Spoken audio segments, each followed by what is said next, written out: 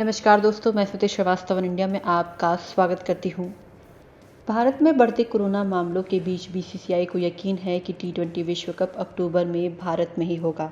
हालांकि इसे 9 की बजाय 5 शहरों में कराया जा सकता है। बढ़ते कोरोना मामलों के बीच बीसीसीआई को यकीन है कि टी20 विश्व कप अक्टूबर में भारत में ही होगा। हालांकि इसे 9 की बजाय 5 शहरों में कराने की योजना है। परंपरा यही है कि आईसीसी बैकअप में ऑप्शन तैयार रखता है और पिछले 1 साल से वो ऑप्शन यूएई है। आईपीएल इस समय बायो बबल में हो रहा है, लेकिन बीसीसीआई के सामने असल चुनौती टी20 विश्व कप प्रतिकूल परिस्थितियों में कराने की है।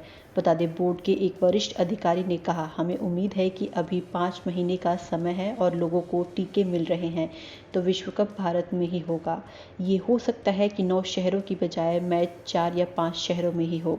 आईसीसी के एक निरीक्षण दल को 26 अप्रैल को दिल्ली आकर आईपीएल के बायो बबल का जायजा लेना था, लेकिन भारत यात्रा पर लगे बैन के कारण दौरा स्थगित करना पड़ा। अधिकारी ने कहा, उस टीम को इस सप्ताह आना था, लेकिन यात्रा बैन लागू होने से वे बाद में आएंगे। बीसीसीआई महाप्रबंधन धीरज मल्होत्रा ने शुक्रवार को बीसीसीआई से कहा था कि यूएई विकल्प रखा गया है। बोर्ड के अधिकारी ने हालांकि कहा कि परंपरा के तहत यूएई हमेशा दूसरा विकल्प रहता ही है। उन्होंने कहा, आईसीसी टूर्नामेंट के लिए हमेशा एक विकल्प रहता है और पिछले साल आईसीसी की बैठक में तय होने के बाद यूएई ऑप्शन है। अगर अगले 5 महीने में हालात सामान्य नहीं होते हैं तो दूसरी योजना तैयार रखनी होगी।